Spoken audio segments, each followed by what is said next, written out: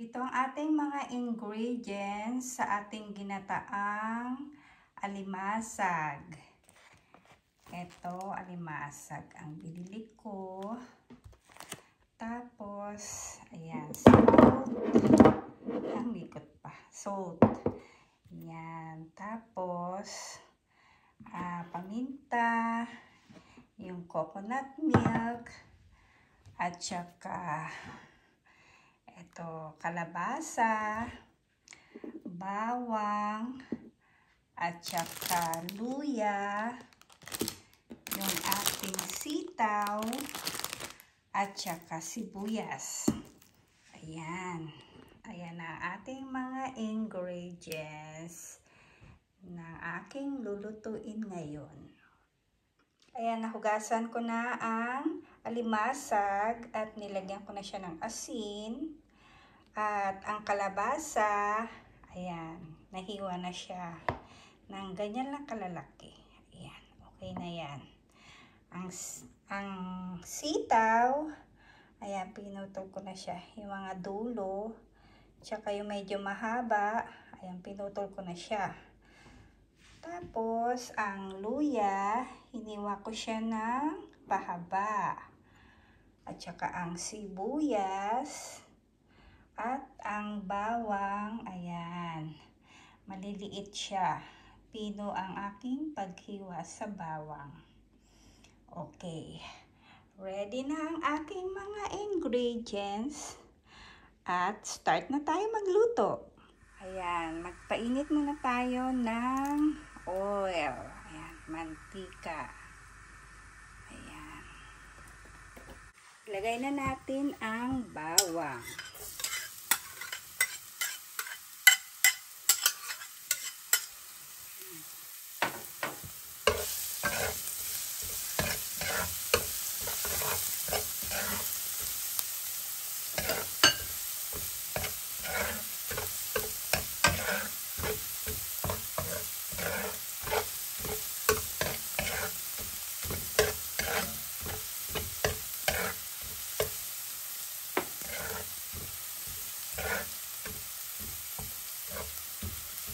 Tapos ang luya.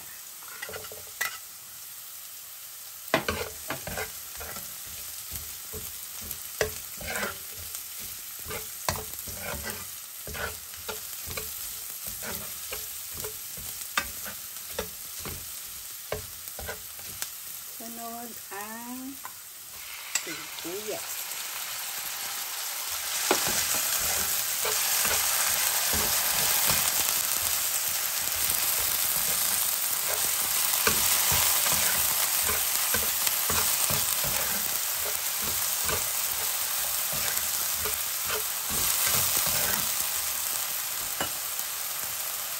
Tapos ang ating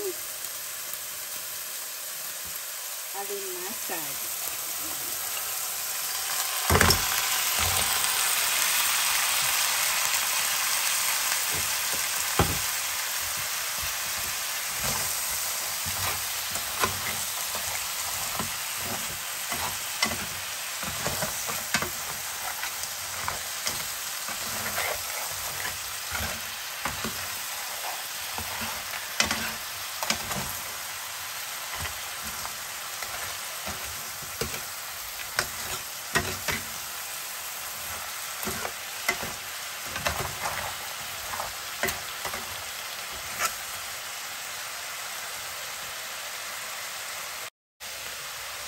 Tapos lagyan natin siya ng tubig.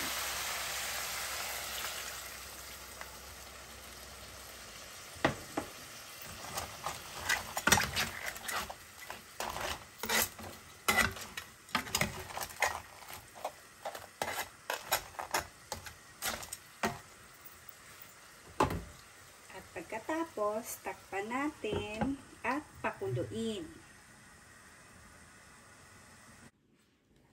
Buksan na natin yung ating coconut milk. Kasi walang coconut dito, kaya ito na lang sa lata. No, ayan. Okay. Ayan, kumulo na siya ng ilang minuto. Kaya, lagay na natin yung coconut milk. Ito, coconut milk. Pero kalahati lang lalagay ko. Ayan. Kasi ilalagay ko yung kalahati mamaya. Diba?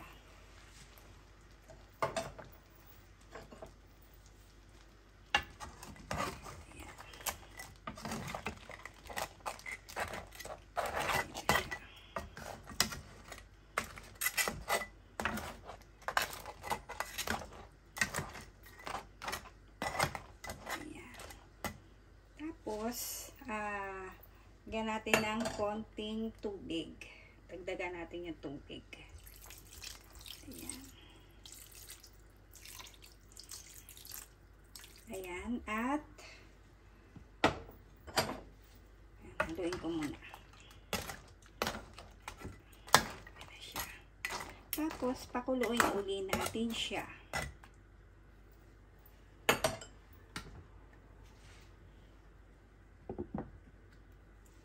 Wait na lang ulit tayong kumulo.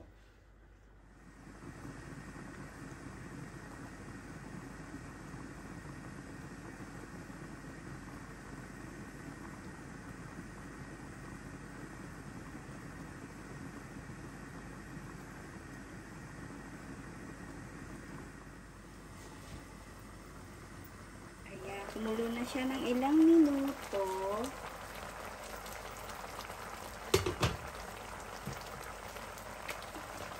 Lagyan natin ng paminta.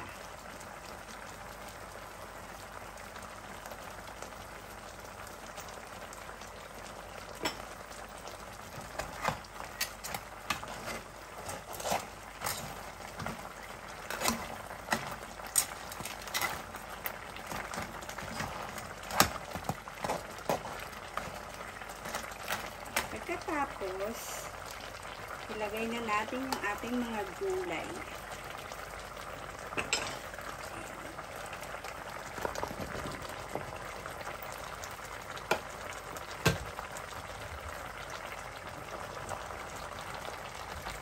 Sitaw.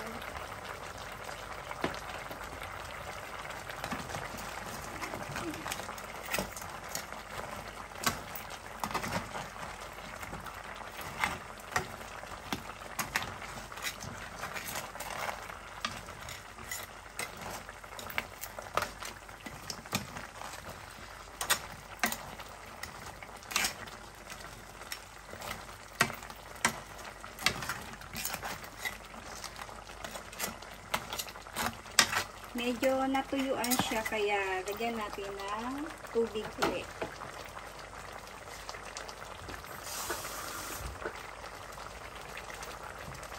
Yan, konti lang naman.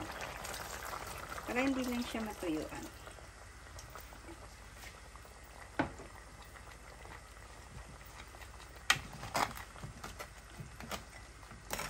Yan, pakuluin uli natin siya.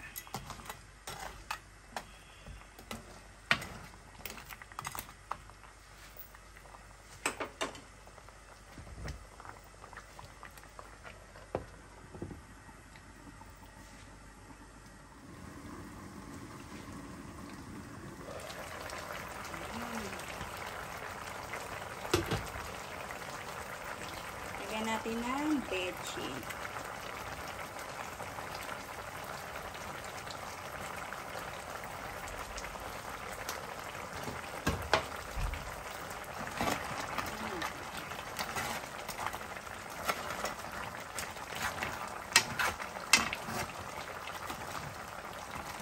Medyo malambot na yung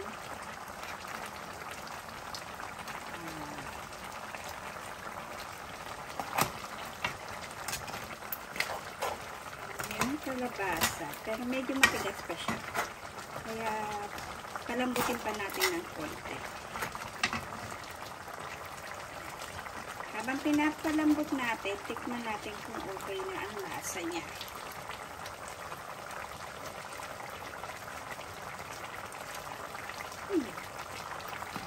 Pwede na.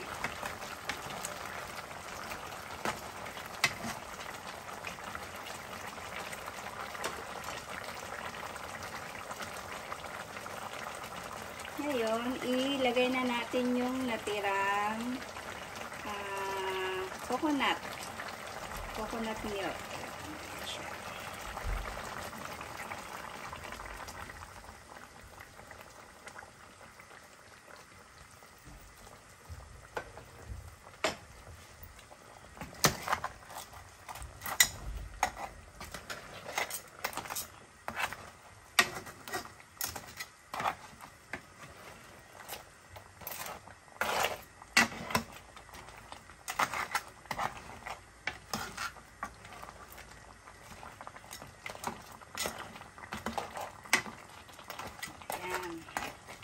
Okay na. Tapos yung kalabasa kasi pag medyo matagal kasi nadudurog siya, kaya okay lang na medyo ayan, okay na siya. Ayan. Ayan ha, ayan na, ganyan na siya.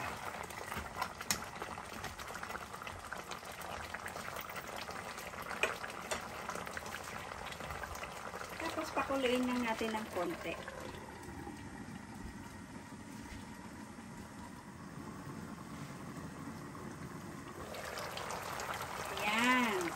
Okay na siya.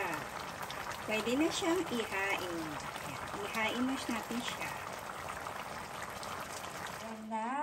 Luto na ang ating ginataang alimasag. Yan. Ready to eat na. Kain na tayo. Kain na.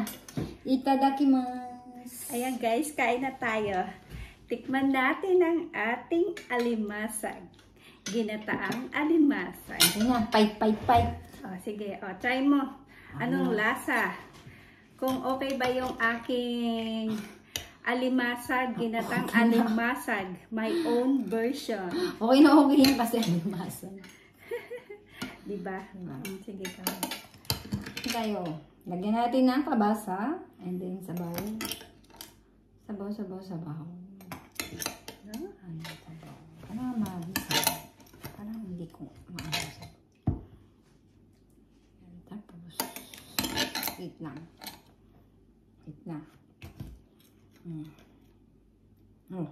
Ayan. Tikman mo. Diba? Kain tayo guys. Tikman natin sabaw muna. Ano? Harap. Okay ba? Diba? Ayan. Nice meeting you po. Kain tayo ng alimasag. Wow. Uy, ang taba niya. Tingnan mo. Tingnan mo. May aligi. Sa akin hindi. Atara na eh. Ayan. Siya makanya mataba. Ayan, mataba yung sa akin. Alimasag. Diba? Bagong luto. Masarap. Diba?